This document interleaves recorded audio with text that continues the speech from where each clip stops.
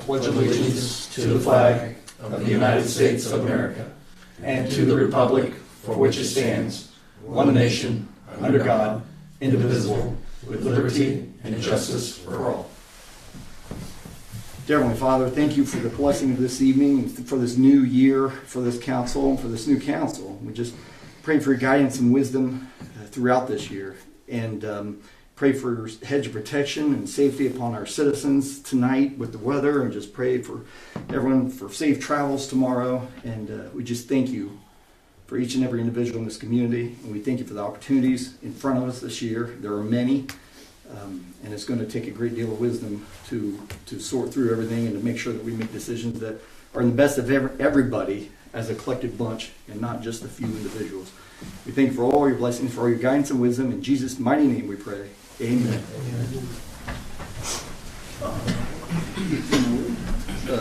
Amy?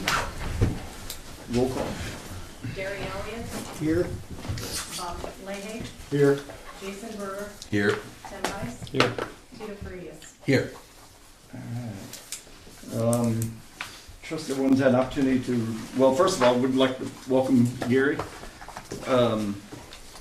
And I trust everyone's had a chance to review the consent agenda as presented. So hereby entertain any comments or questions. If not, a motion for approval. I'll move that we accept the consent agenda as presented. We have a first, do we have a second? I'll second. All those in favor signify by saying aye. Aye. Those opposed, nay. Okay, consent agenda approved as presented. We have no presenters. Department reports, I will have presentation coming up for you guys, not at this meeting, but coming up for kind of a recap last year and then what to expect remainder of this year. And so department, we don't have Mark here, so Amy, do you have anything?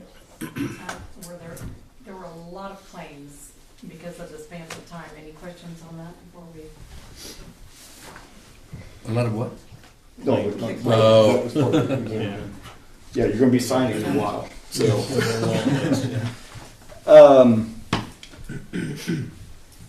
council members, Tito, we'll start with you. Yes, I have a number of questions. Last time we met,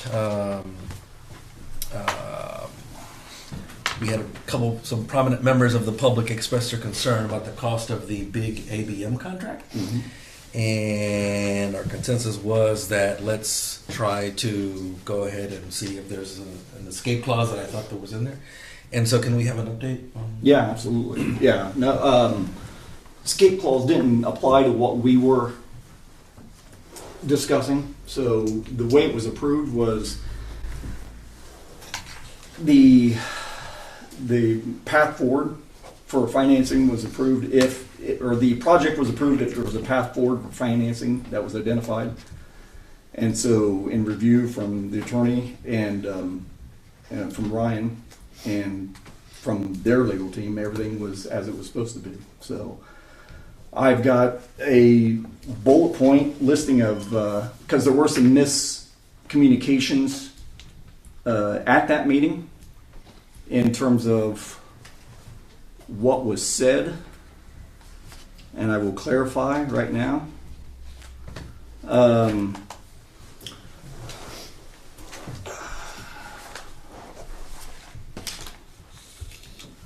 So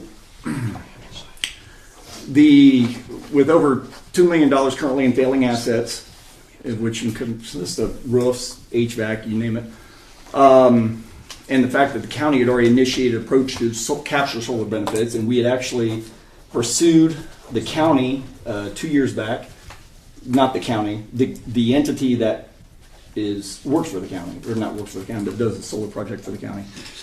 We'd had a meeting with them, and they were not able to do our solar project because it was not of the scope that they're accustomed to doing, because we needed something smaller. The plan and we pursued two other companies to no avail. This one through ABM, which actually was referred to us through the Marion, Indiana, Wayne Siebel, who's actually, he was referred to us through Nathan Conklin back in 2020. So this was not an overnight deal. This plan presented by them was would account for, with the solar installation, would be 1,330 kilowatts per hour for the year of solar generation, which would equate to 5.8 million over 30 years. And they stress that this is not a wind project. These are not fly-by-night wind turbines like we got involved with years ago that were the wrong kind of turbines that we did not know at that time, but do painfully now. This solar panels are well established. This is obviously, if you look in any metro market around us, from Richmond to different school districts, there are solar farms, and in our own county, so the technology is far advanced than what we were dealing with from a wind perspective years ago. You can indeed sell power back to the electric company, and a rate guarantee is established through net metering, which can be found at www.indianaadg.net, and that rate is at 0.09229 kilowatts per hour. I do have something I need. And they estimated, in addition to that, $31,592 per year savings on building utilities. This is a conservative approach that they took, which was estimated on 20% savings on electric. It's actually expected to be much significantly higher than that. But they took conservative as much as possible so that they would err to the side of caution. Through the Inflation Recovery Act of 2022, 30% of the project costs come back to the city as a direct payment, $1.6 million. That also was not something that we'd experienced with the wind endeavor. And we would own these solar panels. Unlike the turbines, we did not own the turbines. This was not factored into the financial calculation for repayment ability. So the $1.6 million is outside of the calculations that were done to repay this lease purchase. The SRECs, the solar renewable energy credits, every year a statement will occur on what the panels generate, which act as sellable credits. This will generate an additional $121,000 over the life of the solar panels. Now it's $121,000 over 15 years. That's not a lot of. That's a lot of money, but comparatively speaking, it's not a lot of money. That also was not factored into our repayment ability. That is above and beyond what we would generate. So the first payment is due 1/15 of 25, and then the $145,000 in energy savings and energy production in the first year, combined with $95,000 in avoidance cost. Avoidance cost is deemed the cost that we would have to apply to replace the roofs and the different things that we're going to be doing anyway. So that that leaves, and avoidance cost would also be energy savings, but that leaves $240,000. Or no, that's $240,000. That leaves $360,000 out of pocket that is pulled from our water revenue, which we'll see increase based on our water rate production for Cardinal Ethanol and our increased net revenue. So this is, while a paper agreement, it was brought up about somebody else taking over. Yes, it can be assigned to another bank, but it will not change one term of the agreement. So nothing in the terms will be changed, and local contractors will be utilized, are slated to be utilized for roofing, HVAC, and lighting. So we'll also generate local workforce. So that's an update on that. Thank you.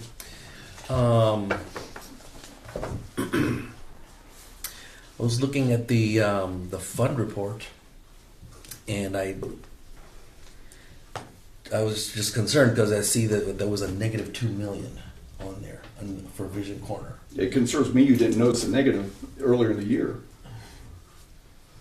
You know, It was negative $1 million after we are So we are fallible. Where was the question in June? We are fallible, but can we understand, or I understand, how we're. Is that a problem? Do we have something slated to pay for that? I told you via email. Did you not read your email? I didn't. I'm sorry. Okay, no, it's okay. This was, and I've said it a number of times because I know there's probably still people, not disparaging anybody in this room, but there's probably somebody in this room that doesn't know this. That's why I have to say it again and again and again. When we applied through Ready 1, we had, for Vision Corner, we had accumulated $1.6 million in funds through fundraising efforts, basically, by the generosity of Cardinal Ethanol, Frank Miller, the county. The county was the first one to step to the plate and give $250,000. Through our art funds, through Citizen State, through various endeavors, we raised money. We had 1.6 million that we could account for that would allow for a match, a 4-to-1 match for Ready. So I took that, I read it to the letter of law when they said it's a 4-to-1 match for Ready. I was the first term mayor, scared stiffless, in terms of what we could and couldn't do. So we only applied for 400,000. Hindsight being what it is, I wish I applied for a lot more because I found out later that the matching endeavor, like when you have different partners in the project, different economic investments that those partners make in other areas of the state can be counted toward your match. We did not know that. We did not take advantage of that. We took it literally, so we only asked for 400,000. We got 400,000 because it was the #1 ranked project in the region of 140 projects submitted. And the region was 8 counties. Delaware, Randolph, Jay, Wayne, and other contiguous counties to comprise 8. So we were at $2 million, but we were also in the midst of a pandemic and inflation. And so what was a $2 million project we thought were going to be good to get us near the finish line is a $4 million project. Hence the deficit.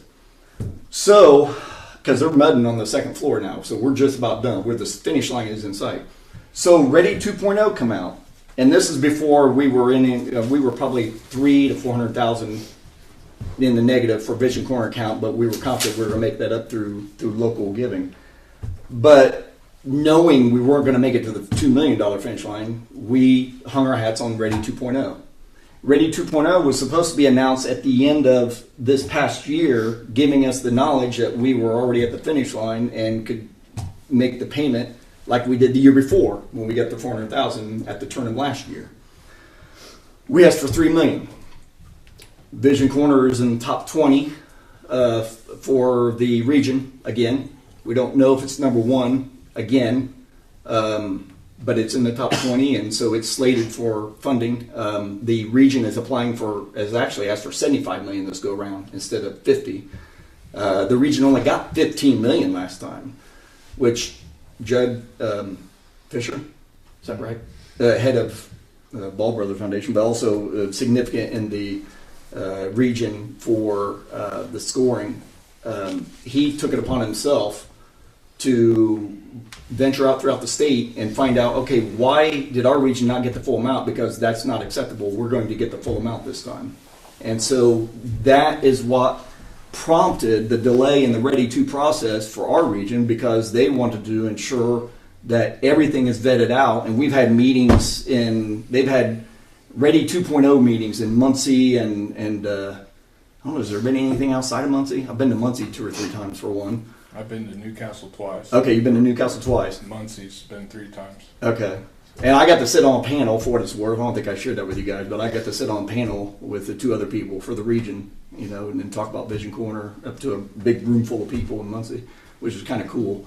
But yeah, that's the avenue. So it doesn't line up nice and tidy like we'd like. Of course, you would like to have the announcement made and to finish the work, but we had our backs up against the wall because we've got the school programs needing to get on the bottom floor, and then we've got the medical pathways program ready to commence because Reed Hospital's already donated the equipment for the facilities upstairs, and then we've got the esports equipment ready to go in upstairs for the esports program, and then we got Ivy Tech ready to move in their equipment, and the second English learners workforce class that's being taken place in a makeshift environment until we can get them upstairs in Vision 4. So we got all this stuff that has to take place, and the problem is you can't just go, well, you can if you want to screw yourselves and screw the community, but you just can't go into the facility and say, okay, everybody put their hammers down, and we're going to go home for about 1.5 years because we're going to wait until we have every last dollar accounted for. I couldn't do that. I couldn't do that. And I will be transparent with everybody. We're in the midst of getting a new attorneys We're leaning probably to, what's their name in Muncie? Defer, Furman. Okay. Furman. Okay, it's an entity that deals a lot with municipalities. So they're perfect. They're tailored toward cities, and they handle a lot of cities currently in central Indiana. And the guy across the table, Jim, both attorneys sitting there, and Jim goes, probably going to have a slap on the hand from State Board of Accounts. I said, yeah, probably. He said, that's navigatable. That's not, you'll be fine. Not fine as in I would advocate to do that all the time, no. But as in understanding the logic or the angst in finishing a project that Tim probably knows as well as anybody on this board, what it's like to try to finish a construction project, and then the fervor that it takes in a small community to drive something like this forward and drive it home and make it happen. And we set our April 12th, and I'll say this a million times over between now and the end of March, April 12th is our grand ribbon cutting. And I'm going to tell you right now, we are shutting down Columbia Street for 2 hours, this section up here. So, that makes some people go out of their minds. We'll be fine. We're going to have people all across the country here. Because Empower Schools, that's been working with the school on their $3 million grant that they got, that Vision Corner was a significant part of, they're coming in for this, and they're going to be a part of this ribbon cutting. Because they're a big part of this endeavor too. Because Empower Schools, remind you, that and this whole endeavor was part of us going to Corpus Christi, Texas last March. Steve, myself, and 16 other people from the county, which include the Ivy Tech Chancellor, the Vice President of Reed Health, superintendents from the schools in the county, and different faculty. We all went to Corpus Christi to see how these 4 schools down there function in a low-income environment, highly subsidized, more subsidized lunches than us. And they function like a well-oiled machine by having these schools, each one specialized in healthcare. And in fact, that was where we got the body, the simulated, I'm not doing it justice. We got a corpse, a 3-dimensional corpse that the kids were that the students were able to work with. But welding and a couple other things, which my mind won't let me recall, that each school specializes in, and they send these kids, like kids from school A who have been bitter rivals with school B for years, are working together and getting shipped from one school to the other because they specialize. I want to be a welder. Well, I got to go over here to school A. Well, my grandfather hated school A, but I'm going to go to school A now because I want to be a welder, and they've got a great program. Does that sound familiar? I'm trying to allude to something in this Randolph County. So, and they're 45 minutes away from each other. Are we 45 minutes away from our schools here in Randolph County? No. So Vision Corner is going to be a hub for the medical pathways, as is K.I.S.S, for kids throughout the county. So, again, I say all that to say this. We just couldn't stop. And I got no problem falling on this sword. I've got no problem falling on this sword. I will stand before State Board of Accounts. I will stand before the governor. I don't care who it is. And I will say, yes, would I do this all over again? Absolutely. I'll do it 8 days a week. Because I believe in it. I believe in the people in this community, and I believe in the students in this community, and I believe we've got at some point in time roll up our sleeves and do things differently. Otherwise, we're never going to get anything different. We're always going to be living the definition of insanity, and that is hoping for something to change, not doing anything about it, and then wondering why nothing changes. That's been my 50 years in this community. So, sorry. Anything else? Okay, thank you. That was clear. So, third question.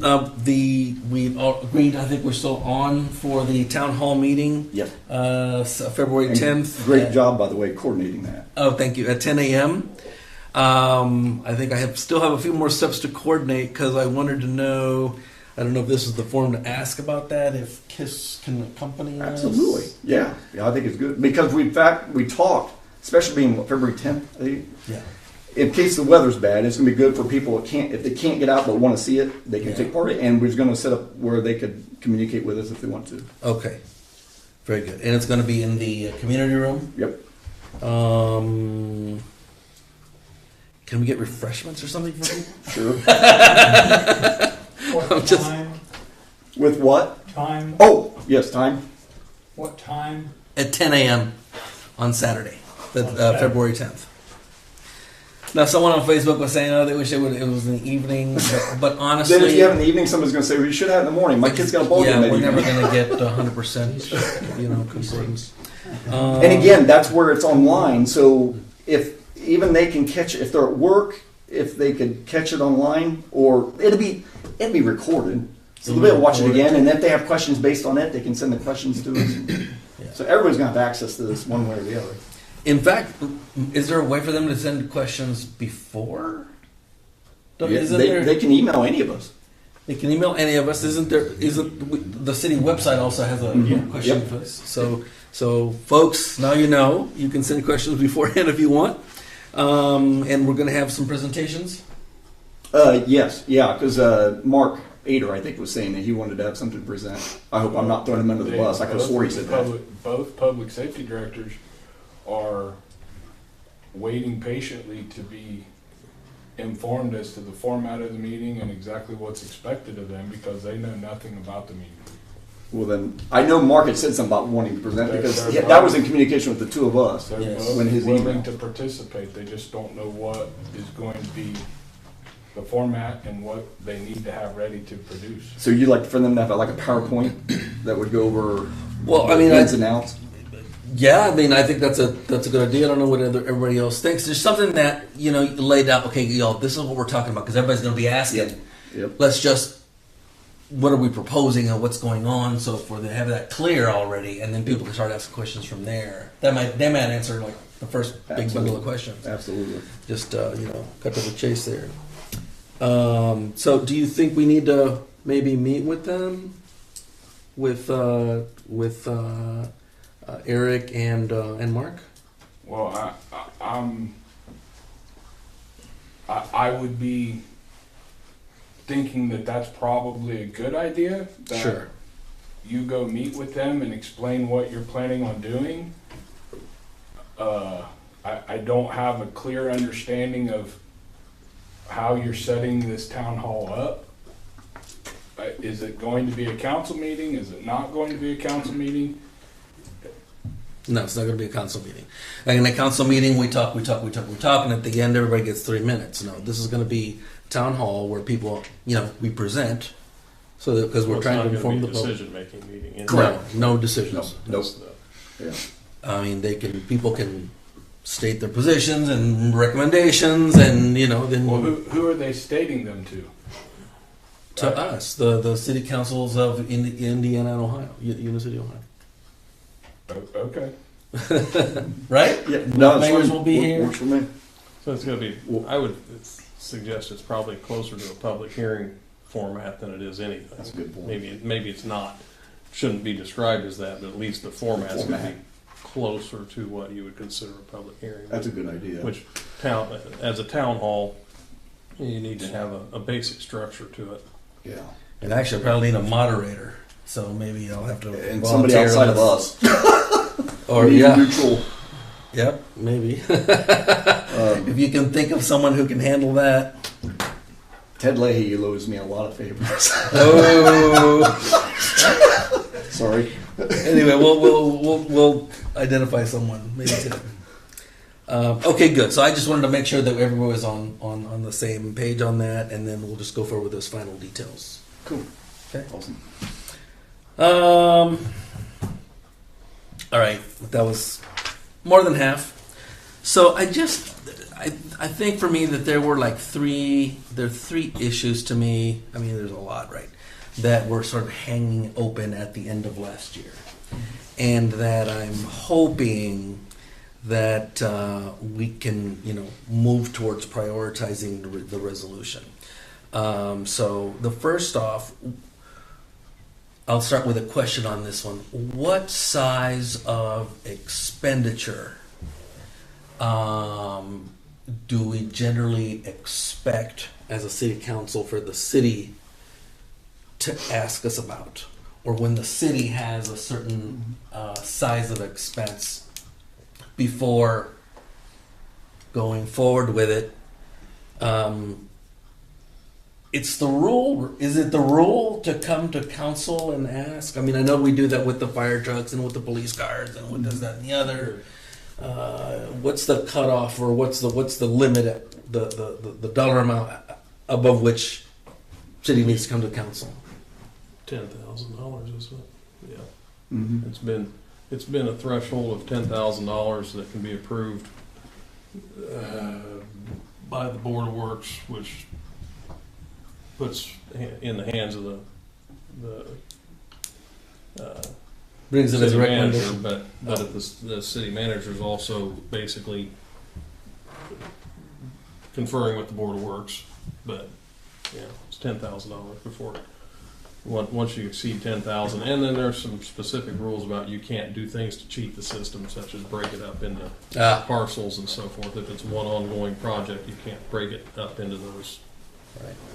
Now, sometimes it gets a little bit confusing in terms of where there's expenditures, like Vision Corner is an example of we approved the project, yeah. and then there's expenditures that are part of that project. So we didn't go through and approve every claim just because they were in excess of that amount because of the project was approved. So Am just I butchering that up too much, Chad? No, that's spot on. So just so you know, the reason for that, for bringing up that question and issue, is because we'd had some feedback from some people in the city about a particular coffee pot or something that's some big sign that's being built that I believe is worth $15,000. And kick me by all means if we voted on it, but I don't think remember doing that. So just hoping that we can prioritize when it's above 10,000 that we anyway. I mean, that's the rule that the city abide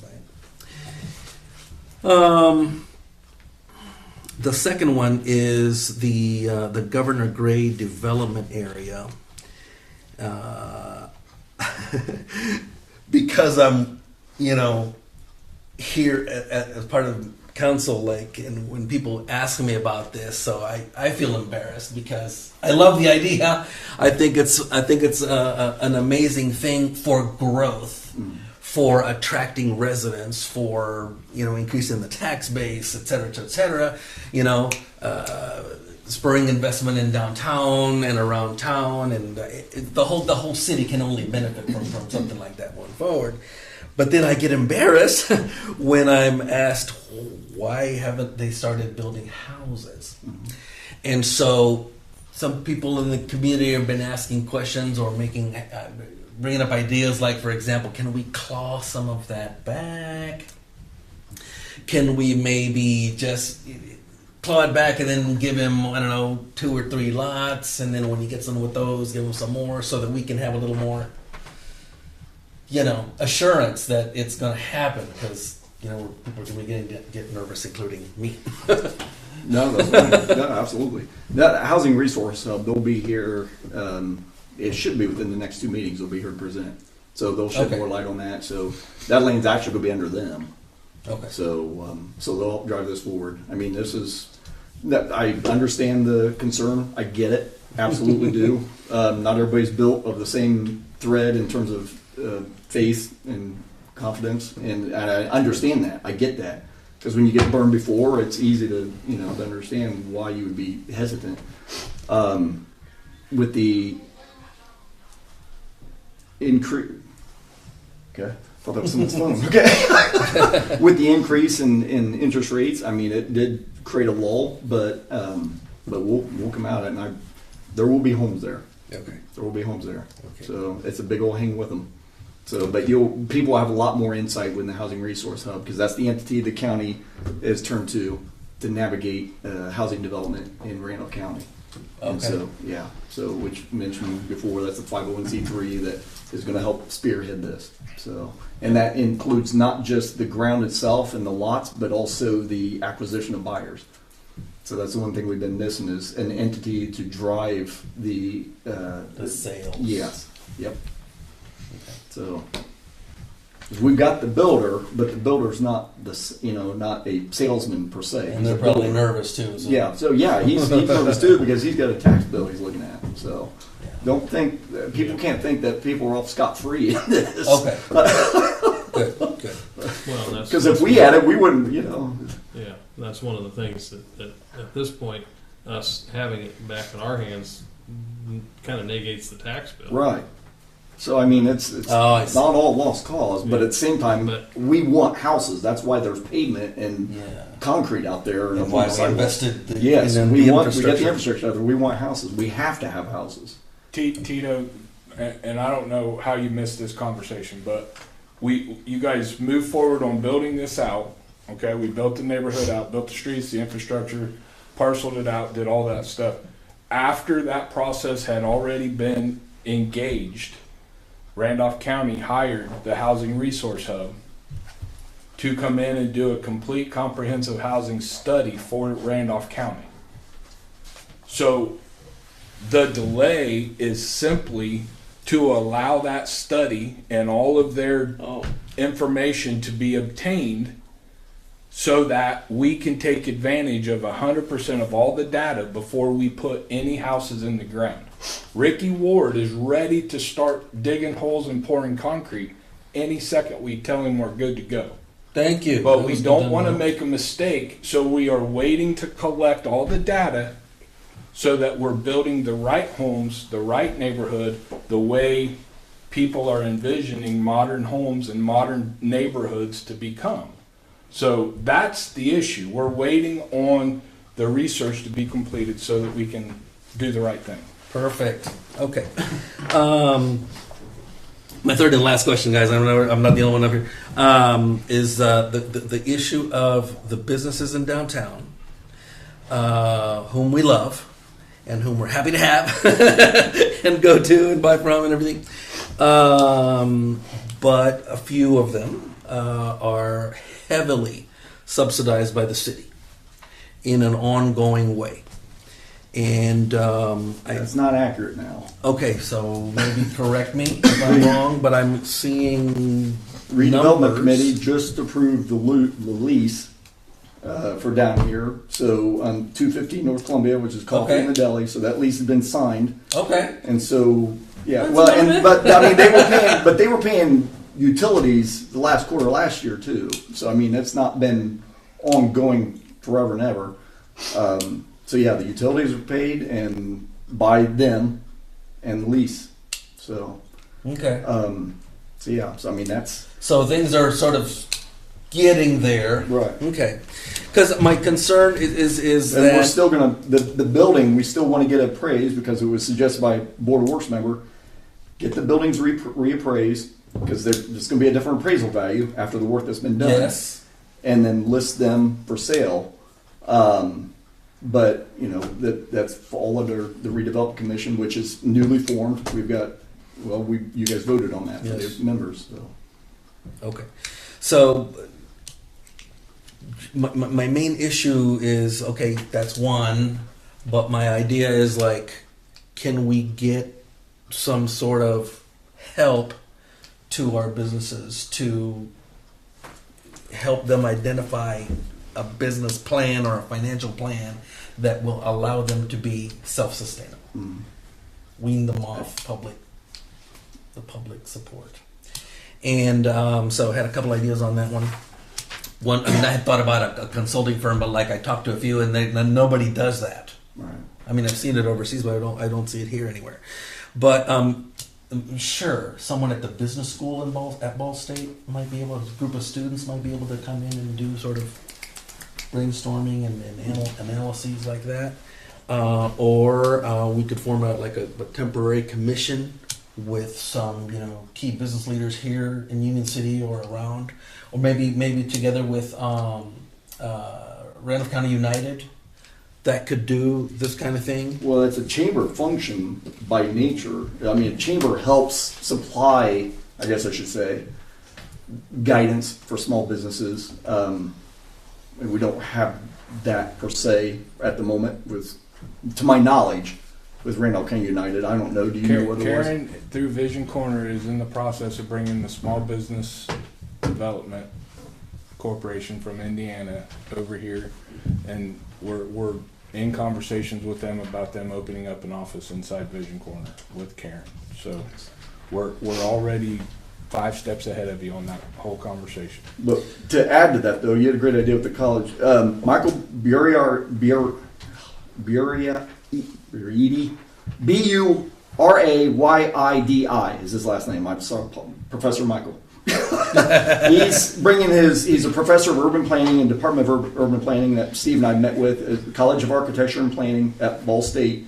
His graduate group is doing a comprehensive plan for the city, which those are normally tens of thousands of dollars, but that's their graduate project for spring. So they're going to be doing a comprehensive plan. In fact, I think they're supposed to be here tomorrow at 3. Correct. And that's God's honest truth. That just sounds convenient. I know you bring it up. Oh, they're going to be here at 3 o'clock tomorrow, but they really are. So maybe ask them a that question we could about ask them this. if they could roll. Because urban planning is quite different from a business analysis. Yes, absolutely. But he's even written a book on small town development and urban planning, and so that's part and parcel with the whole thing. I mean, businesses thriving in a small environment are part of urban planning, or should be. Should be. Okay. So, so yeah, we could pose that to them and see if they could incorporate something along those lines into that. So can you say we'll prioritize this? We've been prioritizing this. Oh, okay. It's not easy. I'm telling you right now, it's not easy. Yeah, I mean, it's we're trying, and my promise, we're doing everything we can. So yeah, absolutely, it's yes. Okay. Can I ask a question about that? The lease, did each of the individual businesses sign a lease, or is it just each one of them did? Each one, yeah, one set up for the Tappy's already signed theirs, and then the next one to be executed is the one with Darby and Roots.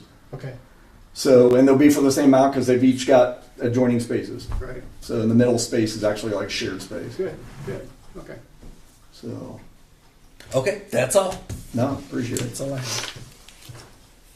Tim? I really don't have anything other than I just back up to Vision Corner Ready 2.0, and this not to No, you're good. just in the terms of what are if we don't successfully get the total amount that we need for out of Ready 2.0, what are the contingencies as far as replenishing funding? Yeah, beyond absolutely. that? We've got great question. We did, he asked me not to reveal this publicly yet because of the nature that they've been involved with. One of our corporate partners has given $100,000 here recently, and they were signing a lease based on their use of the space up there. Ivy Tech is signing a lease for space up there, and so is the school. And so we're talking. I think the space is $20,000 to $25,000 a year is what we're discussing out of the chute on each party, and that's just for those 3. And so we're pursuing other lease agreements as well, so we can make sure we would over time replenish that. If that was, but that's a worst case scenario. That's a worst case scenario. That's a worst case. And I'm just thinking, okay, so we're at 2 million at this point, and we've applied for 3, and we get just 1.5 or 1.5, or we get 2 million and we're 2.5 or Right, you know, right. or let's say we're just a couple $100,000 short. I'm Right. just looking at where we Absolutely. turn to replenish, and that's kind of what the answer I was expecting was the revenue generated. Yeah. And Tim, the fundraising is just kicking off. So right. Yeah. Vision Corner is a full-blown 501, and that's part kind of of what that I was. process is fundraising. That's kind of what I was with my question. I was trying to lead into is that this isn't a one and done. No, This is just the beginning. No, our goal is to create. Well, was it you that mentioned the familiarity with John Jay Center? Or was it you? Okay, yeah. I mean, our goal is to create a foundation out of this. Yeah. And so we're aiming big. So we will absolutely refill the coffer, but I'll be highly disappointed if that's all we do. That'd be a failure if that's all we do is break even. Oh, I want us to. We need to set ourselves up for decades, not just trying to get through the year. Yeah. And you know, that's one of the things just in this discussion about business training and business startup training, there's not generally, most people don't have any real education about how to do this, even if they've gone to school in various business schools, or what it takes to run a small business, especially in a small business in this environment. I just this afternoon having a discussion with a very successful customer of mine, and we were basically telling each other our war stories about being in business for ourselves and the challenges you have, and anybody that's done that knows what we're talking about in terms of, we didn't realize, you never until you see it, you don't realize what the costs are, the costs that you don't foresee, the things that happen to you that people think that all that money you take in is yours. Never worked like that. And I work to pay my suppliers, but that's just a part of and we're always focusing on paying the bills, keeping the credit good, keeping up, and that's just a fraction of what your obligations are. Just the amount of money you pay in insurance through a year is staggering. My little business pays a staggering amount of money for insurance that because of the type of business we are. So those are the kinds of things that people need to learn how to accommodate. Because the first thing I've had a business owner starting a new business call me before saying, "Hey, I think I can sell this product cheaper than what this competitor does." And I had a number of years ago, I had a guy telling me this, and I said, you need to keep this in mind. I said, price isn't everything, because if you live by price, you will die by price. Because someone will come along and beat you up about the time that you are settled in a spot, then somebody else will come along. So you've got to be able to sell yourself, sell your service, sell what you can do for people, because price isn't absolutely everything. Price is important. Right. But it's not absolutely everything. Yeah. And you can't just hang your hat on that. Right. That's a great point.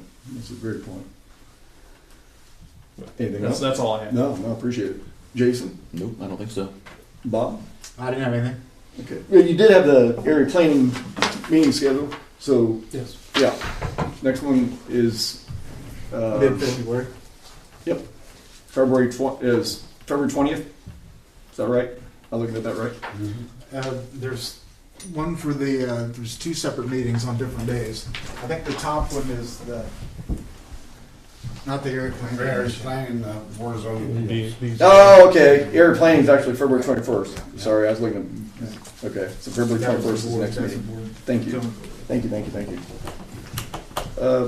Gary, welcome. Hi. I guess I'm gonna have a couple of things.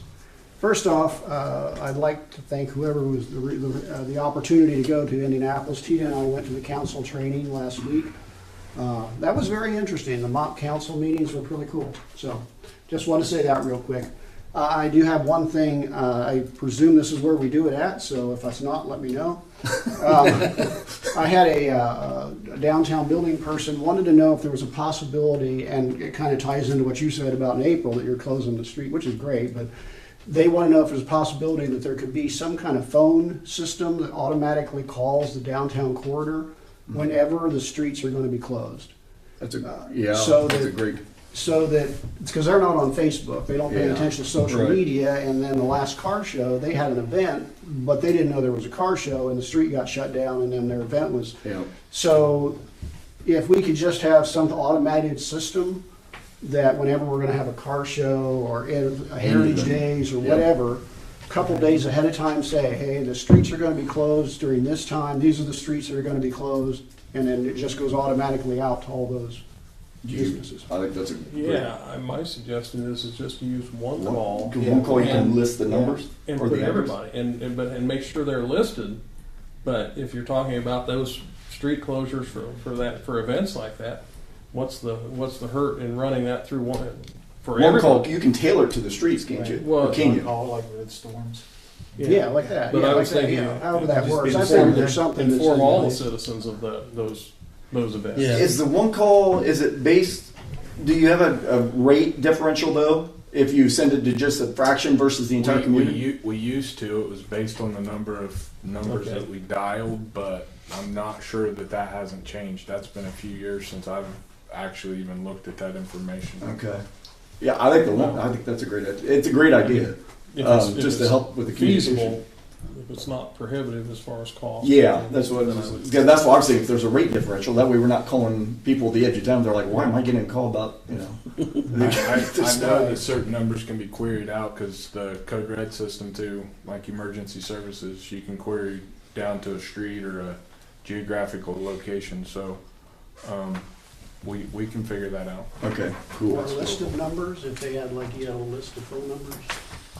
That's what- Yeah, we could literally just make a call list for just the downtown business owners if we had to. No, good deal. Anything else? Well, this is just actually something I'd like the council to think about for future. Maybe bring it up maybe in 2 or 3 meetings from now after we get more information from the AIM organization out of Indianapolis. But I think that with all of the controversy over everything that happens, we'll just use the Christmas party as the example, we need an official Facebook page that we can control, and we release the information, and whenever there's something that comes up on one of these other sites, we can just direct them to our Facebook page with the actual information. Whether people can comment on it, that'll be something will be discussed. It might just be for informational purposes only. But there are a lot of cities doing that to combat these kind of things, especially what they call it the First Amendment enforcers, and all of those kind of things. And I think that would be something we should think about doing. Because that way we could head off a lot of these things. When there's all these rumors going about, well, I heard this and I heard that. Well, look at the actual Union City page and find out, like the glitter you did, which was great, for about the party, that would be on that page. That was actually Mark Ader that submitted that. Yeah, So, so he that would he be did a something wonderful we job would with put there.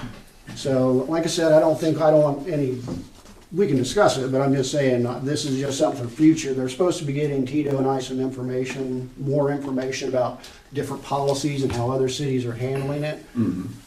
So before we go forward, but I just kind of wanted to put it in your minds that in a future meeting, we'll probably bring that up. No, I think that's a great idea. We just need someone and it can't be Steve or me, we need somebody who's willing, that we can have as an admin over it.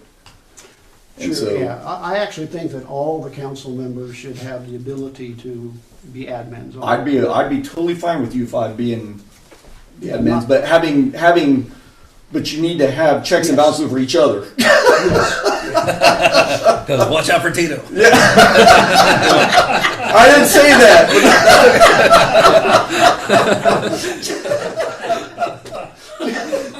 I love you.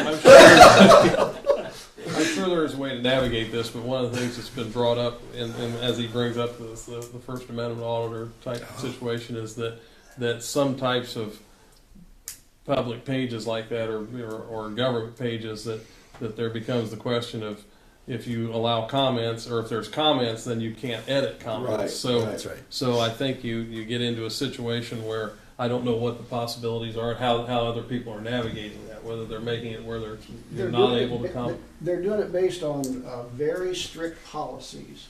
And while you cannot remove a person, so let's say Tito, for example, makes all kinds of terrible comments. We can't just say, okay, we're unfriending you. Yeah. We can't remove a person. But if we say there are limitations to what you can say, then, but that's what they're getting us, the information on how those policies work. That's what I think we need, is that's. Right, and that's whether what we we're even want missing. or comments at all. Yeah. It may just be a non-comment Maybe it just thing. be an informational thing, Right. yeah, Yeah, that might be the best thing, is an informational source site. yeah. But Well, and if there's a question, there's time, not necessarily, if an individual has a question, it doesn't necessarily have to be publicly, broadcast to. Well, and we've always been available for, that's just it, like you said earlier. I mean, the city website and then our emails, I mean, people can reach us, so, okay, well, I appreciate that. Anything else? That was it? Alrighty, and we don't have any, well, Steve, sorry, or is all your stuff on the, okay. We should have, in our next meeting, because unfortunately one was out of town, and the other one is ill, unfortunately, tonight. But we have Marisol Osornio, and we have Wilson. Make sure I get his last name right. Aguilar. That will be our student representatives. And so, like I said, unfortunately, one's out of town and the other one's ill, but they will be here at our next council meeting. So we'll have a student representative for second semester or first half of the year for us. Old business, we don't have any, but we do have, or did you put that in old business? I did. Okay. So Derek okay. Robinson's here from Bonanza Custom Homes to talk about Caroline and Diebold. Derek, if you would, I'll turn it over to you. Thank you, sir. Thank you. Sorry for your wait. No problem. I'm Derek Robinson. I'm the owner. Bonanza Custom Homes, family business, established in 1989 out of Greenville, Ohio. I'm married into the family and been running the business for 10 years now. We've been purchased the lots on Caroline Avenue and the Bolt. I can't remember when we did purchase them. It's been a couple years now. So we built 2 houses over there, put them up for sale. They did not sell, and we did wind up renting those properties. And so through some of our work in other cities, and that's one thing I wanted to hit on before I dive into this too far. This has been one of the most professional environments of a city council meeting that I've been to. I've been to Greenville, Arcanum, Versailles, Tip City, so I commend you on that. And talking about the Governor Gray Edition subdivision, activity breeds activity. I knew coming in here, whenever we were approached about buying these lots, I knew that project was going in.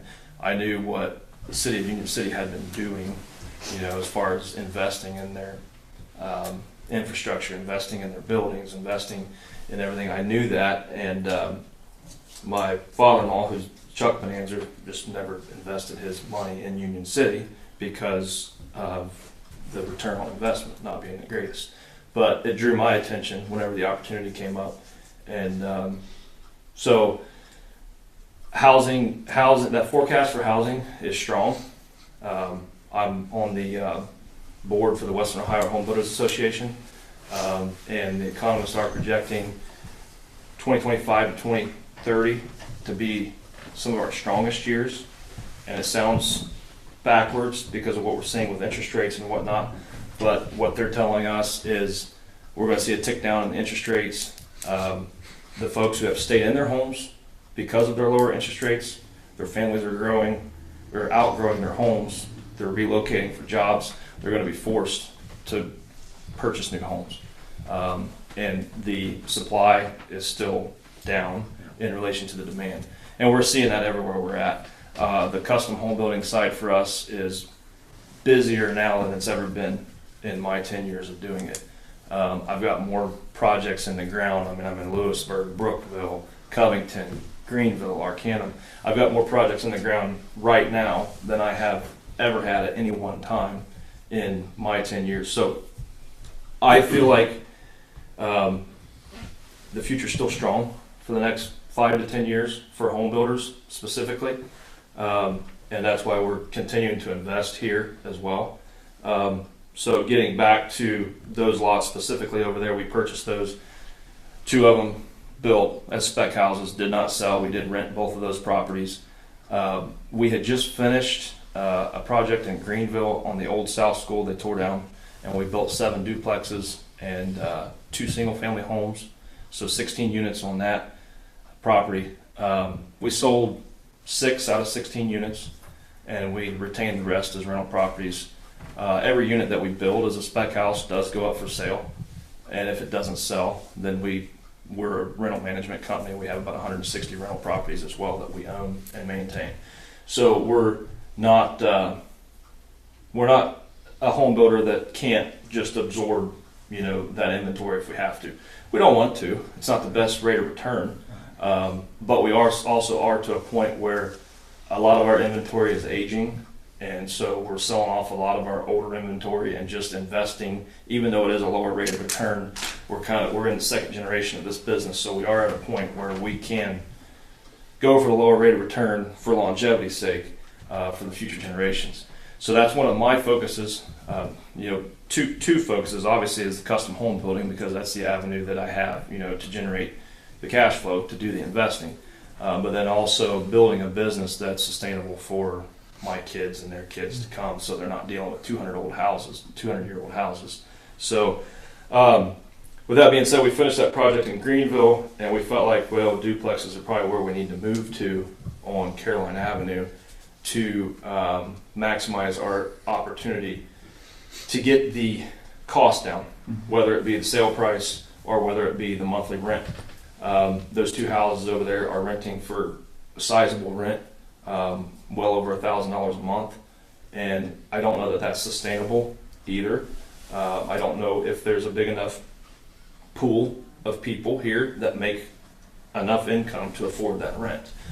The other side of that is, we're trying to keep the sale price of these homes under $250,000.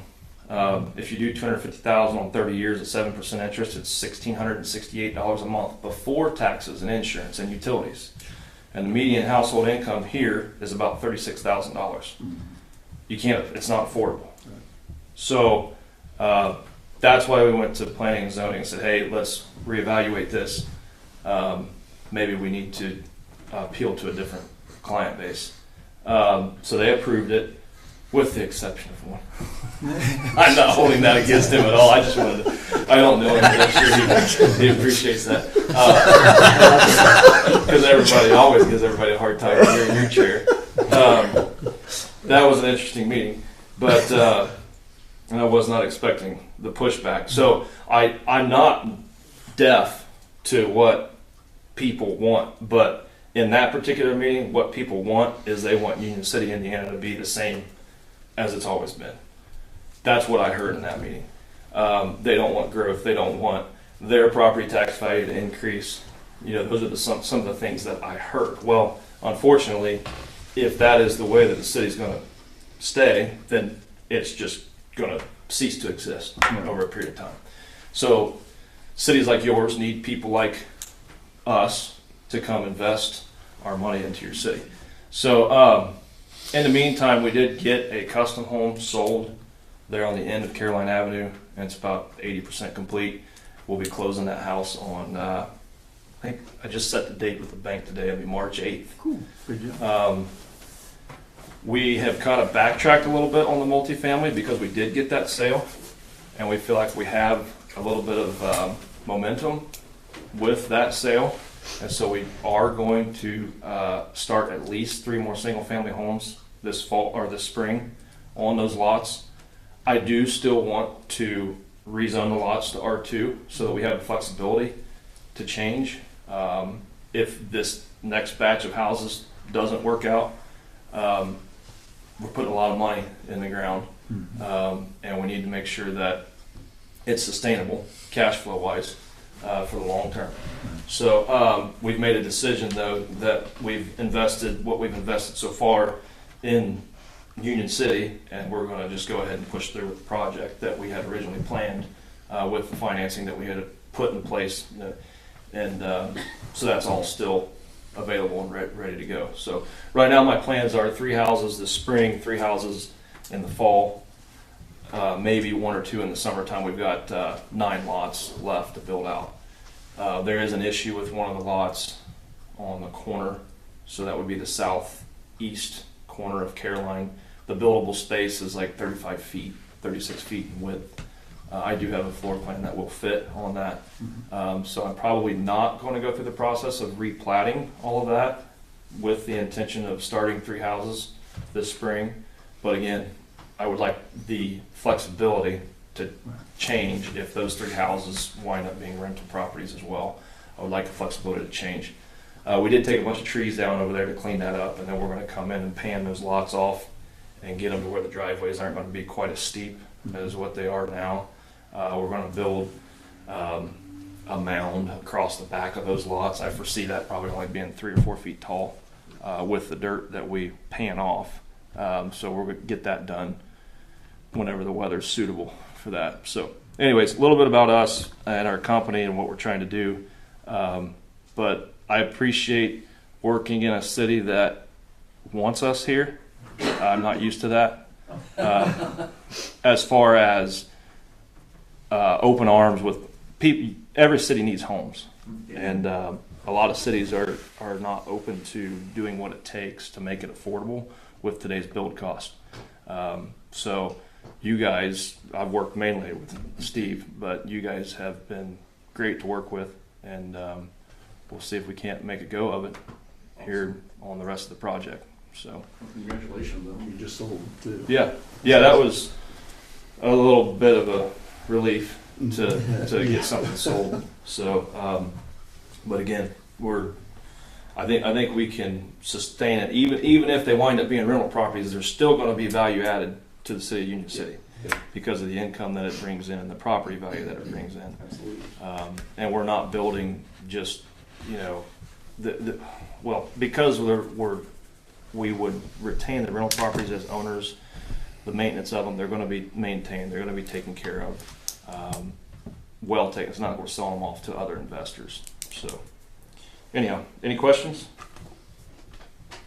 Did you say you have 9 properties on 9 lots? On 9 vacant lots left. On Caroline? No. I'm sorry. I misspoke. I bought 10. I've built on 3, so I have 7 left. I have 6 on Caroline and 1 on DeVolt. One's on DeVolt. Yeah. So I misspoke. We could get 4 duplexes on Caroline Avenue if we replatted it, but I don't know. Our project in Greenville, with those duplexes, the average age of the client there is about 65 to 70 years old. So there's no families, so it kind of limited our buyer pool, I felt like, because those were 2-bed, 2-bath duplexes, and families with kids can't fit in those duplexes. So that was kind of our thought process behind the shift back to single-family homes. So, hey, hang on a second. Are we doing the right thing here by trying to appeal to the retirement community, or do we want to try to appeal to families? I feel like with a single-family home, you got the chance to appeal to both. A little bit more so than with the duplexes. The duplexes, the build cost is obviously a little bit less, but higher chance that we may have to retain those as investment properties over time. So, Go ahead. Didn't we reduce the speed limit out there for the children? No. Was that Big Boulder or was that Caroline? That I know we discussed it. That was complaints, yes. there's a lot of traffic through there. I'll tell you that. Working out there, good lord, there's a lot and of Caroline traffic. both have complaints for speed limit. The speed limit is 30, correct? Yeah. That's fast, Yeah. especially when you're out there I was in a hole hooking up a sewer there on that last house, and people just flying by. I'm like, man. Well, you're down there on that end where it has been empty for years, and Yeah. so everybody just sails down there. Yeah. My parents used to live up the street this little ways, Yeah. 1045, and yeah, that's hopefully as you fill that up, that will change a little bit. Mhm. Well, and before we came back, besides that red house that was built, we were the last ones You to were the last build. one, you built those 2. In 99 and 2000, Yeah. they built those 2 houses there Mhm. at the end. So we were the last builder in that subdivision 23 years Yeah, I ago. worked with one of your subs and worked on that a little bit. Oh, really? Yeah. That was the old house, you mean? Yeah, Yeah, yeah. Those 2, yeah. Yeah, that was before my time. Yeah, that was Bob? before. I'm sorry. But how many residents are on that? How many properties are on that street? Caroline, ballpark,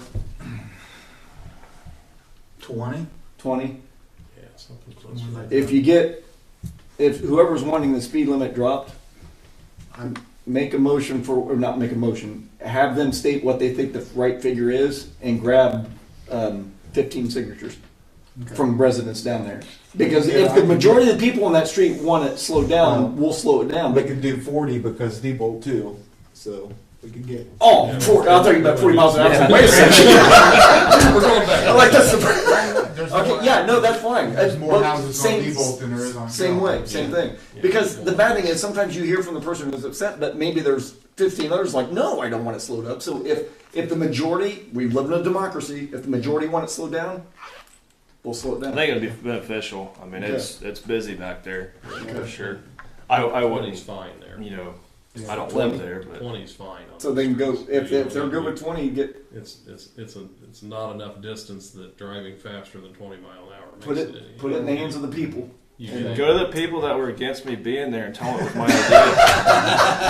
Well, I know one of them that was complained about the speed limit too, so we might be able to work. There you go. So I'm not worried about that. You know, when you're in business, you always have that. So thank you for your time. No, thank you so much. Appreciate you.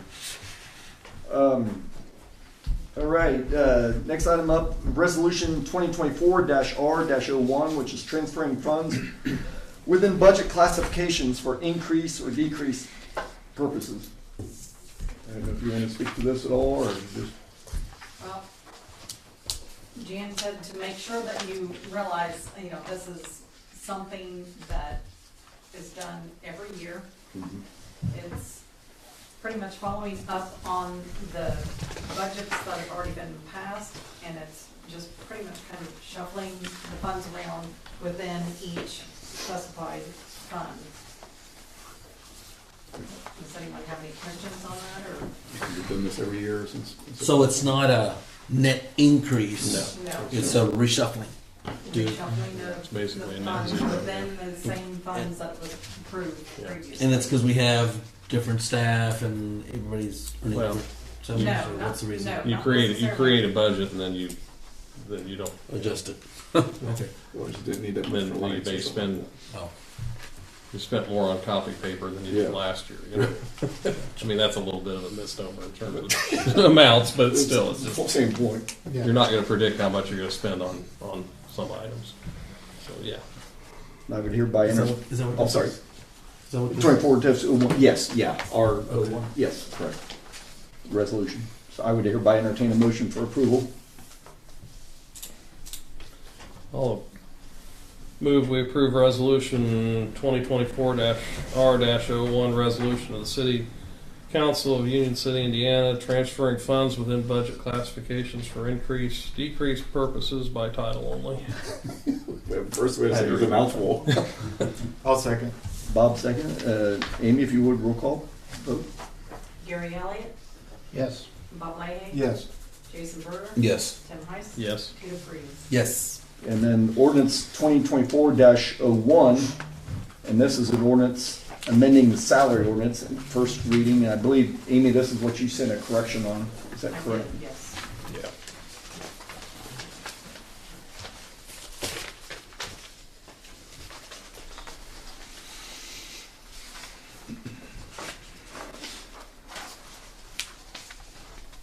Can I give you guys some background? Yes, please. Okay, Yeah, go ahead.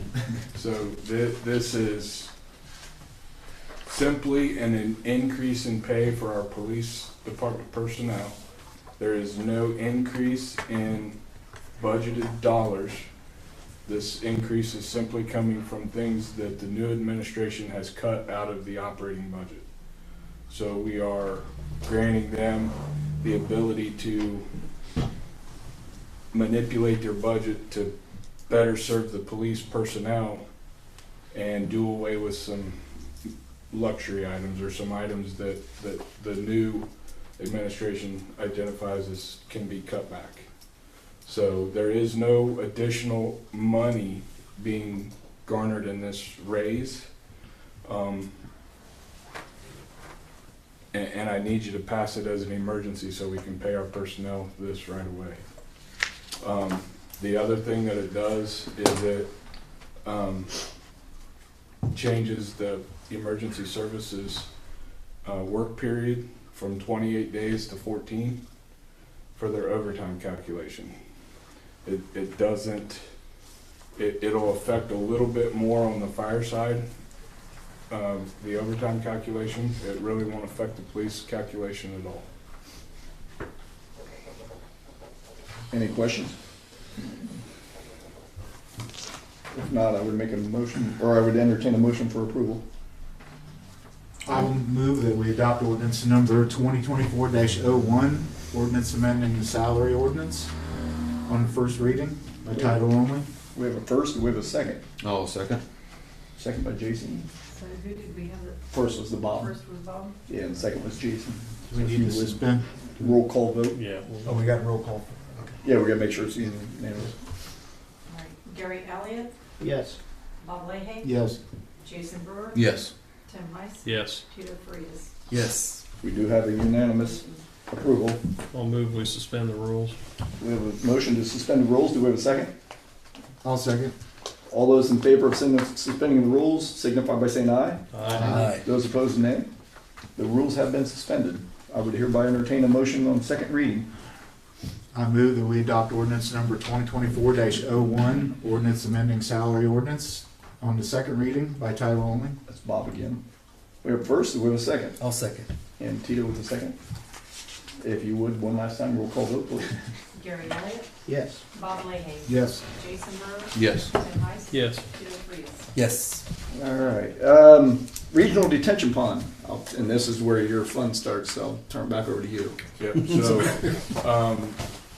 there's a property next to Maple Leaf Apartments on South Street, that is been a hayfield since I've been employed by the city, I believe. Is that pretty accurate? Yeah, it's the address is technically Plum Street, Okay, I'll buy that for but it's another. it's adjacent to South Street, so Right. everybody would think of it for that. Right, so, that property was bought and sold, about 3 years ago, I think. The intent for that property is to build an event center in the back part of it. The event center facilities around here are getting tired, and they're kind of the parties and the size of the events are outgrowing the space. So we have a local business owner wanting to build a new event center, accommodate 300 people.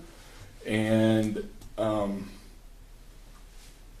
we also have the Dylan Williams Foundation that would like to see some development. We're working on getting that house that is back there torn down and vacated. If we can be successful in that, they would like to build like an indoor training facility back there sometime.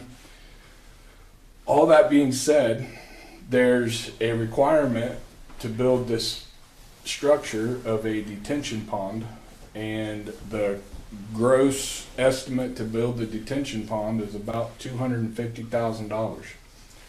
So what I would like to propose to council is we look at regionalizing that detention pond, where the event center could theoretically use it, the training center could theoretically use it, anything else that would be developed in the immediate area. If the apartments wanted to do a big renovation or add another building or whatever, they could all gain benefit, and we wouldn't have to build 3 or 4 detention ponds back there in that area. We would regionalize it. We would basically go look for funding to build this thing. I'm sure people that want to participate in that would help maybe with some matching funds or something like that, but I think that's a pretty big reach for somebody that's going to spend half to $750,000 on a public venue type building to have to spend $250,000 on top of that. So that's what that is. We've had some conversations with Moten Associates. We have a rough construction estimate. We've not created any documents. We haven't gone to any type of degree to start looking for funding or anything like that, but I think there are some funding avenues for growth and development that, you know, we would qualify for and we could go after. So ball's kind of in your court. What is a detachment pond? It's a detention pond. Detention pond. Sorry. So in my simple brain, it makes perfect sense to take all the water runoff and put it underground in a big tile and run it straight to the river that's about 200 yards south of where they want to build this thing. That's not acceptable for building codes.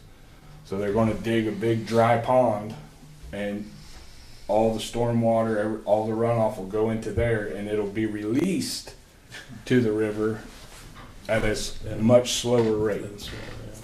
So it's detaining the stormwater runoff in a pond-type setting until it can be released at a slow enough rate that it doesn't flood the river.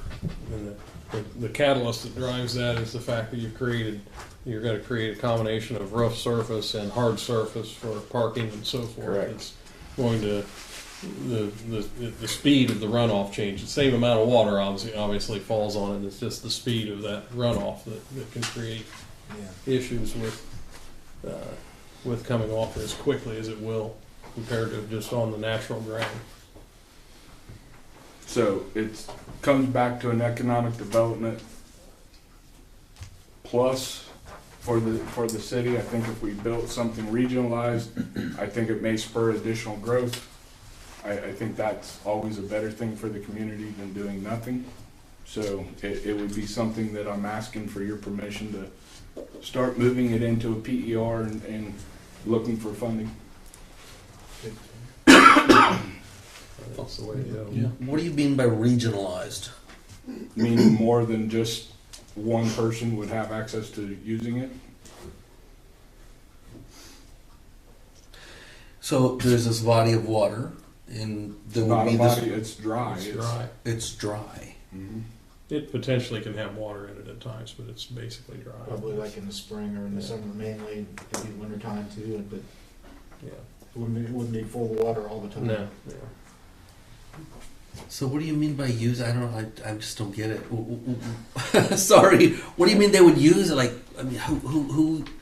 If How the much event- water can If the one- event center is hooked to that detention pond, all their stormwater runoff, parking lots, roofs, Okay. all the runoff off their property would be funneled to that detention pond. If the Ball Diamonds built an indoor training facility and parking and roof drains and everything else, all that water would be sent to the same pond, and it would be built in such a way that it would manage all of that stormwater runoff until it could be slowly released to the river. And if there were another development in the immediate area, then it could be, potentially could be connected It to could. that. If They're the capacity is there. basically designing it to handle another apartment building, an indoor training facility for baseball and softball, and the event center. That's how it's being designed. Mr. Mayor, Yes, sir.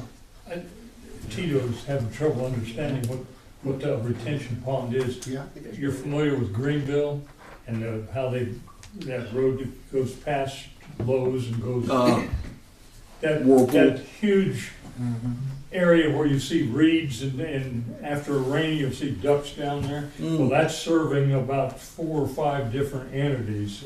And that's a regional, After Lowe's on the way north. It's on the east side of the it's road. on the east side of the road. Yeah. Be behind Whirlpool's Whirlpool. behind it. Yeah. North of Creative Carpet. Yeah. Used to meet That's a up great north of example. Creative. Let's go ahead.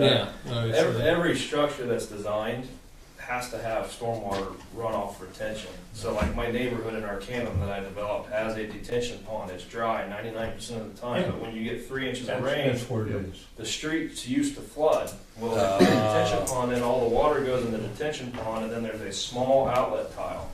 Probably mine's 18 inch. So it's not that small, but it's smaller than all the water. So it lets the water out at a slower rate so it doesn't overload whatever it's going into. This is just a smart way of spreading the cost of it out. And that's what they've done Yeah. over there.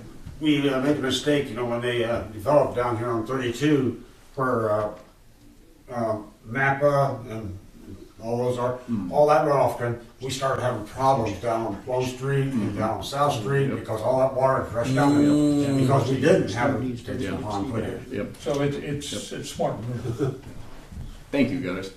The city's been trying to correct that problem for For years. a while. If this year, Yeah. it probably ain't taking care of a lot of that problem. Yeah, that's a good point. Good, Tito. I move that we go ahead and give Steve permission to progress on getting the detention pond quotes Plan. and stuff started. We have a first, do we have a second? I'll second. Would you like to do roll call? Who was our second? That would be Jason. Jason. Thank you. Gary Elliott, Yes. Bob Leahy. Yes. Jason Brewer. Yes. Tim Heiss. Yes. Hugh Freeze. Yes. Thank you. Tax abatement area? Tax abatement area, you guys all have the documentation from Tim. He's done some legwork. I know the biggest part of this conversation's been in communication with Tim. I don't know, I suggested she reach out to you, Tito. I don't know if she did or not. I don't want to throw her name out, but I know she talked to Tim. So tax abatement district is something that you guys can create by ordinance. What I would theoretically look at being like a district area would be our downtown business corridors. What it does will abate the improvement for a period of time. Tim, you can stop me if I misspeak, but Well, I'll add, we've had tax abatement, and one of the things I neglected to do was look up our current ordinance that abates. We have some tax abatement. You probably remember when we've done renewal of the tax abatement, say Frank Miller Lumber for the head saw that we did. Yep. My gosh, when did we do that, Chad? Years A and years long ago. time ago. Yeah. And that one's probably getting mature now. It's just about done, I think. And basically, what this does, in simplest terms, is it allows you to abate improvements on the real estate, on the property, the structure. See, that tax abatement on that was for personal property, and this allows you to abate real property improvements to give relief on that in a similar fashion. So it's probably, like I said, I needed to look that ordinance up because we might possibly be either able to amend that ordinance, which is basically that's what this ordinance that I printed off and gave everybody is from Syracuse, Indiana. It's not super comprehensive, which I kind of like about it, because one of the things I ran into in researching this is a lot of this you get into some of the bigger cities, and boy are those ordinances complex, and they go way beyond some of the scope gets outside of some of the things that we're looking at. And so this one's relatively simple. We probably have some changes to make, but there's some parameters that we can set in that.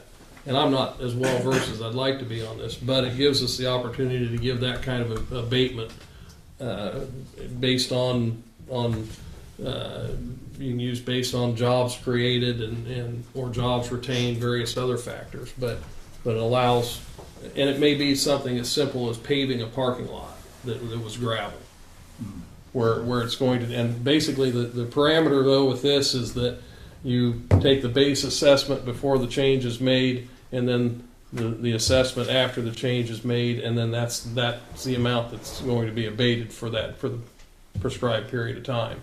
Which we had a building owner downtown that this would have benefited tremendously, because he poured his blood, sweat, and tears into a corner structure and did a beautiful job with it, but then got socked, in the end. And unfortunately, and really got socked when they misassessed it. Yes, they correct. They improperly assessed it, and really. Correct. So Which something like this could apply to that business? Well, they can't go back. We can't go back at all, but what this is it's another tool in the toolbox for economic development.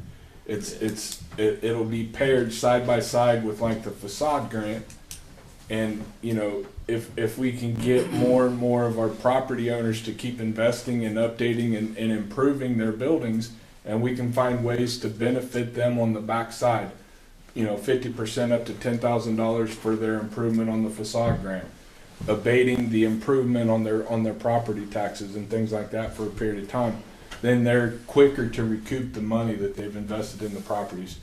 What we want is improved downtown facades and properties so that we don't keep getting missing teeth in our downtown corridor.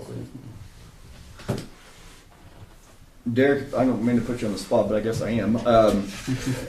How, in the communities you've served, how advantageous is it when you have a business district that is vibrant or that is up and coming? It's key. I mean, you look at Greenville; they've got theirs coming back. I mean, you look at what they've done with Sure Shot and the theater and all that, and what's going on around it. We're getting ready to start that East School project. I'm gonna put 23 units in right there off of East 5th Street, just 4 blocks.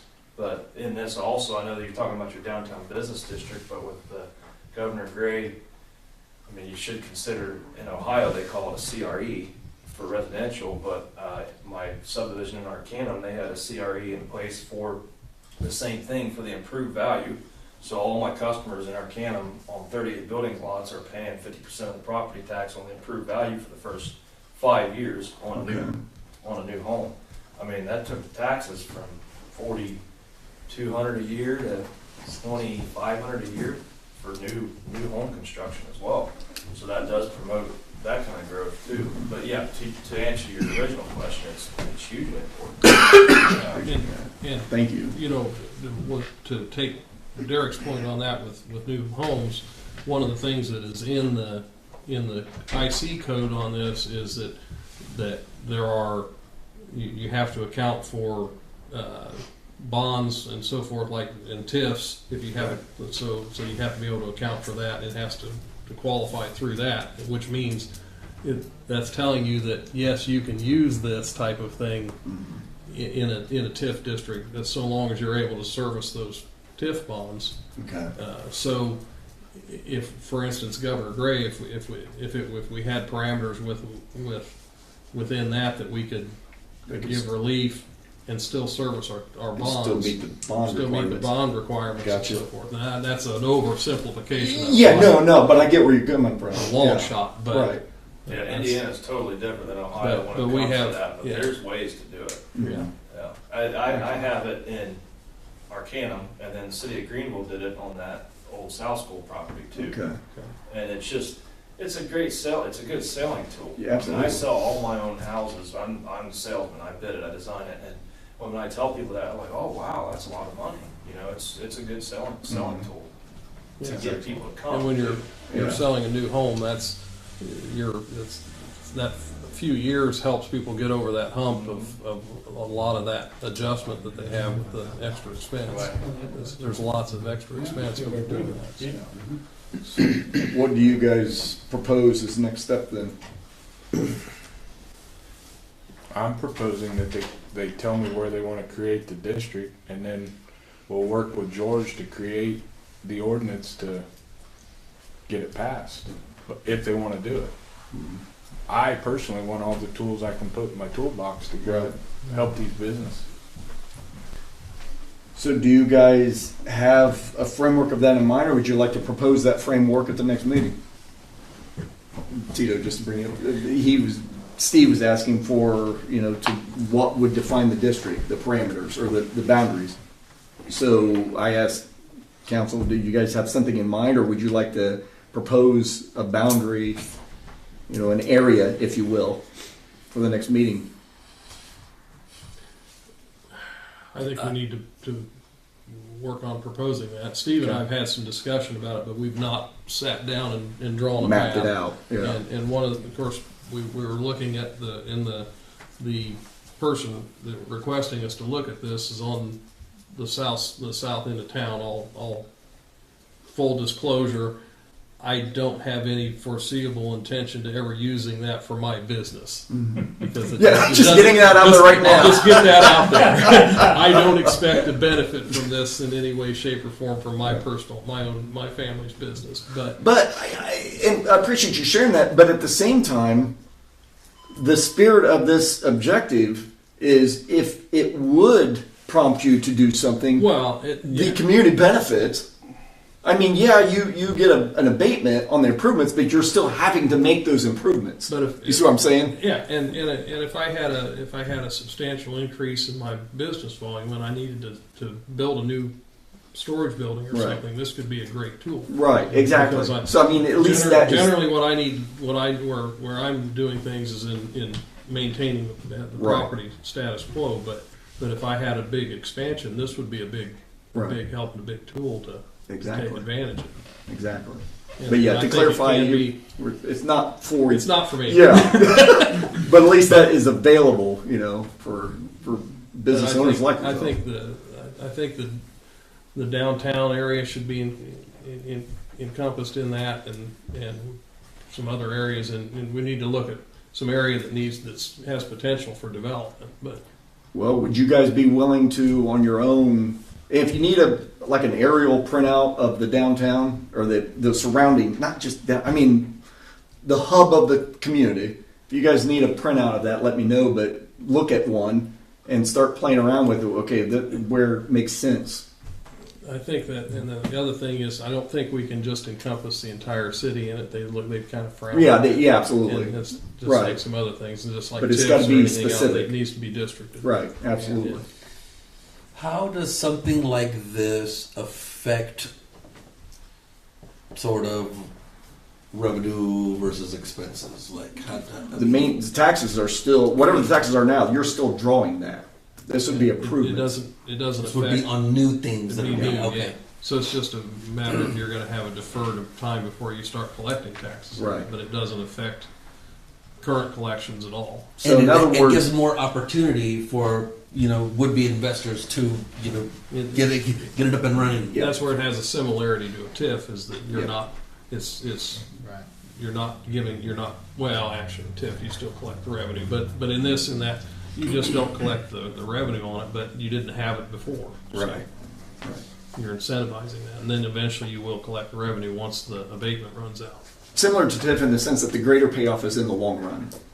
You're trying to spur short-term activity and growth, but your payoff, you're thinking you've got longer vision. And it's generally tied to something like jobs or something. Like Yeah. Frank Miller Lumber's abatement was the fact that it facilitated a significant increase in jobs and some better paying jobs and so forth. Yeah. So, which has been very successful, Yeah, in my it has opinion. been, absolutely. All right, so we'll have that on the agenda for the next meeting then. And then Dora. I'm sorry, I can't help but think of a character. So basically, this is just something we bounced it around. We've talked about it briefly. Designated outdoor refreshment area is what DORA stands for. I think it's a good deal. I think it accentuates activities that we have in our downtown. We're effectively treating Artisan Crossing already as a DORA by local ordinance. I'm just requesting that the city council create a larger geographical area to facilitate a DORA policy. And we would also like to, join it with the Ohio side for, different events that theoretically could cross the state line. So, you guys have to create that if that's what you so choose, but I'm not doing my job if I don't keep putting it in front of you. Do you have a proposal for the area that would be covered?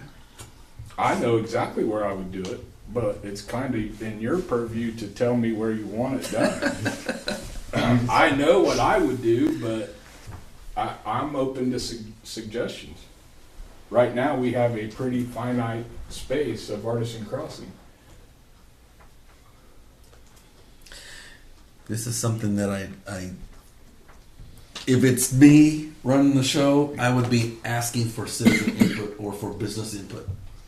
Just What I will tell No, you have, I don't, that's your right to do as a council member. what I will tell you is by statute, it has to be connected to an establishment that has a beer, wine, or liquor license. exactly. So what you have in this community is 3 of those locations.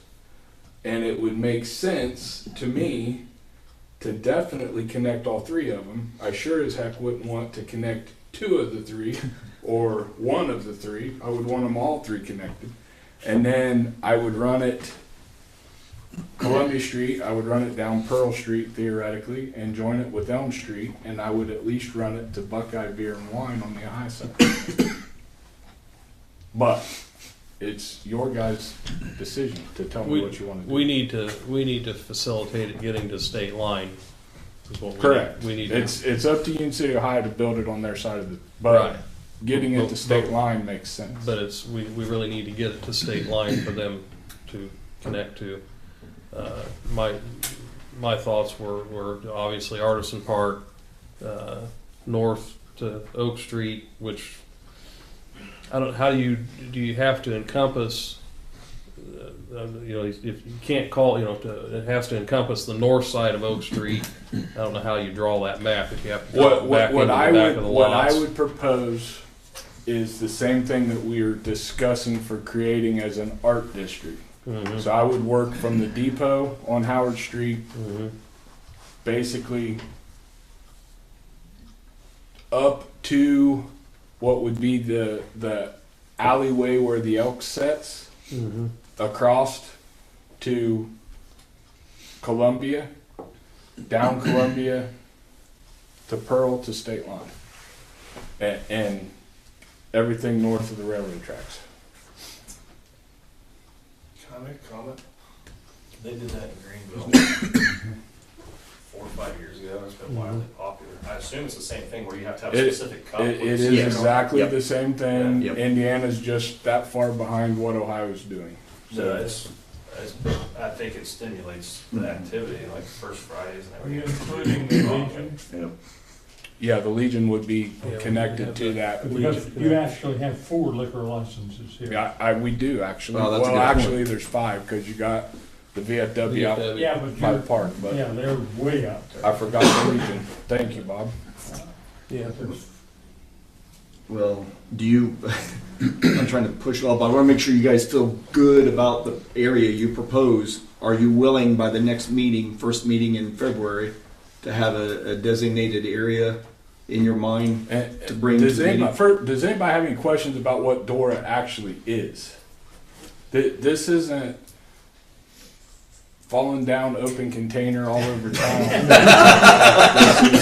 This is just like Derek said, for like First Friday or Second Friday or whatever we're going to call our event, or for an art show, or for the downtown cruise-in, or Heritage Days. Heritage Days, whatever's going on. What it does is it allows a person to buy not more than 2 drinks and carry them outside in a designated cup, clearly identified as a Dora cup, and enjoy that beverage while they're walking around the Dora district. Right. You can't go outside the Dora district. Everything's going to be marked with signage, and you can't just go get completely fallen down intoxicated. That's not the idea. The idea is to help stimulate growth and development in any geographical area. It's being done all over. It's common practice. Indiana passed it through state statute in July 1st is when it went into effect. It passed, I think, in February of last year. It went into effect July 1. We've discussed it. I've given you the materials. We just haven't done it. So we're coming back into spring. I want to, if we're going to do it, I want to be doing it now so it's done and in place. We have the cups ordered. Everybody's got access to them, and we can start moving this thing forward. Does that sound good? Amy? Okay, I usually don't talk that much. But in the proposed area that you're talking about, aren't there 2 churches on either There side are of the churches. street? The churches, So it would have. I don't want to say they're a problem, but they have to be dealt with. There are 2 churches. If the churches choose not to participate in it or they oppose it, then it dies right there. You have to stay at least 200 yards away from any church or any school. So we would have to engage those 2 churches in conversation and just see what their feelings were, see if they would be in favor of it or oppose it. Okay. So not only the church, that also brings up Vision Corner. Is Vision Corner going to be an issue because of it being an educational area? we would have to just navigate that to see. Question. It's not a school, it's just an educational facility, and it's a lot of adult learners, so I don't know how that would be affected. And it's not a constant thing, right? It's Right, only on it's just during occasions. events. So events It's would be just held during during, that's a good events. point too. That might be your point of clarity there that would help, but, What are the churches we need to talk about? yeah. What's that? They're on Pearl Street. Yeah, they're both on Pearl Street. They're on Pearl. The old Johnson Appliance Building and then the old Boston store. Both those locations. How much distance do we have to Columbia Street? I think we're close. In the worst case scenario. Yeah, I think we can finagle it. I haven't reviewed the ordinance or the statute, but it's a distance that you have to stay away from. And I'm not really believing, because the first one is pretty engaged in what's going on in the community, so I think that he's a possibility, but I'm not sure about the other one. Yeah. I was thinking the same thing. I probably won't have a problem with which is the closest one. So Correct. the second one probably plenty of distance. If worst case scenario you couldn't use Pearl Street Right. now, then we could use Oak connect. Street. Of course, we can connect Oak Street Yep. to State Line. Yep. And I've participated in DORA districts around West Central Ohio. You know, there's some of them that kind of zigzag through communities. There's some that are just a big square. So I think having some jagged lines in our district is perfectly acceptable. We have to create it. And again, it's just to help facilitate people enjoying our community. So, the agenda for the next meeting, the Dora district outline. And then lastly, police vehicles. So I was hoping I had an email. We are finding ourselves sort of up against a little bit of a wall with police vehicles. This enterprise thing is looking very positive. I don't have the documentation yet, but I just want to keep it in front of you.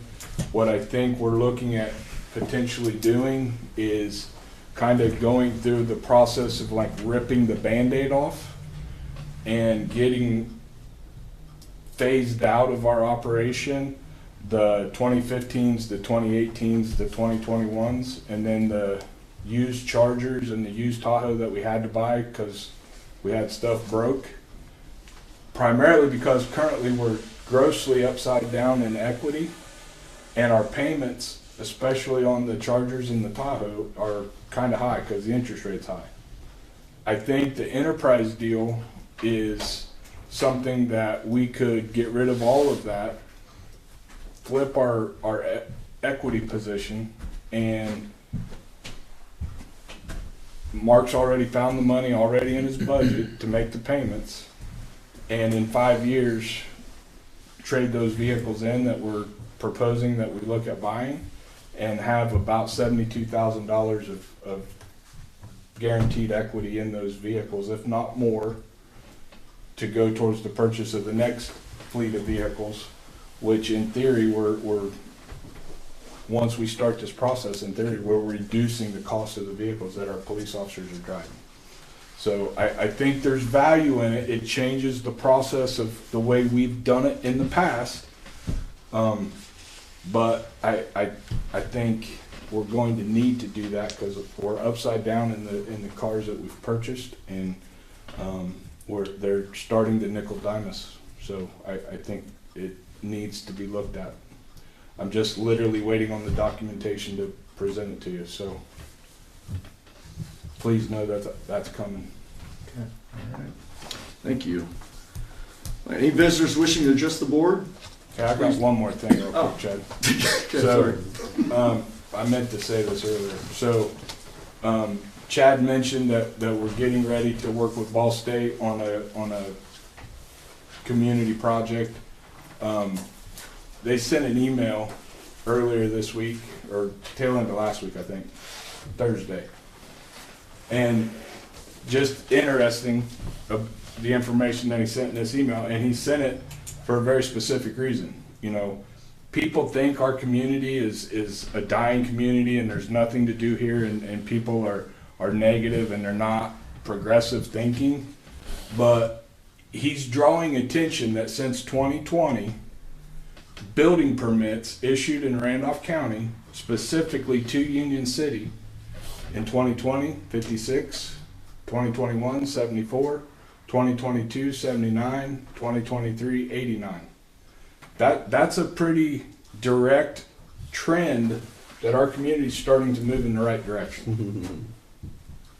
So even though interest rates are going up, even though money's getting tighter, inflation's high, people are willing to spend money, and they're going and getting permits to do home renovations, building projects, building new homes. All those things are going up, and I think that's an indicator that we are doing really good things. So I appreciate you sharing that. I'm sending that our way. So. well, that's information that we're never going to go query out, but Right. all state did. Right, yeah. Any visitors wishing to address the board, the council, please stand, state your name, address, and each your business. If not, the day of the next council meeting. Oh, I'm so sorry. Yeah, I'm so sorry. I'm so sorry. Go ahead. All right, my name is Kirsten Welch. I live north of town. So my concern is the new street signs. So there have been a couple posts on Facebook, and I went ahead and I printed them all off, and I've got copies for you guys. So this one was from this summer. Uh-huh. And if you would take and pass down, the other one is a couple pages. It has a picture, and I have it on my phone so you can look at it too. Yep. But I don't know the design process or approval and all that went into them. But if you read through the comments, and if you go out and look at them, they're hard to read, Yep. and they no longer function the purpose of a street sign. Right. So We need to change the blue lettering to white. yes, We first unveiled it at the depot. What was that function? It was for Ted. And we unveiled the new street sign there and basically used that as a barometer for the reception of it, and it was met with high esteem. But it was because we were right there. Right. It's like hang it on your wall Yep, you can't- or something. yes. That's cool. But you hang it across the But street and you can't tell. That's I could not. I Yeah. can't see it, and I don't know if it's the red and the blue. It's the blue is too I know dark. the blue's on. Yeah, the blue's definitely an issue. But like I commented on the one, this one from the summer. I have astigmatism, Oh. so my eyes aren't shaped properly. But they look like they're shaped. Well, you know, the inside is not well. Okay. And I also get ocular migraines, Oh. and so the lights during the summer, I literally could not go that way. My husband's grandma lives down on Division Street. The sun would hit it just right, and Yeah, you can't I tell. got a migraine, and I had to pull over, and I had to have my daughter drive.